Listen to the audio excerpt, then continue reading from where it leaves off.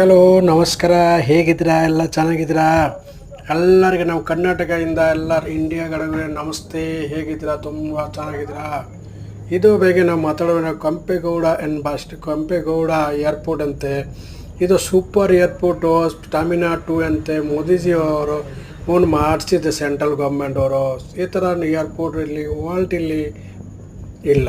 ನಾವು ಕರ್ನಾಟಕ ಜನಗಳಿಗೆ ಅವ್ರು ಮತ್ತೆ ನಾವು ಹೇಳೋದು ಅಂತ, ಇದು ಏರ್ಪೋರ್ಟು ಸೆಕೆಂಡ್ ಟರ್ಮಿನಲ್ ಅಂತ ಸೂಪರ್ ಇದೆ. ಒನ್ ಟೈಮ್ ನೋಡೋಕ್ಕೆ ಹೋಗಿ.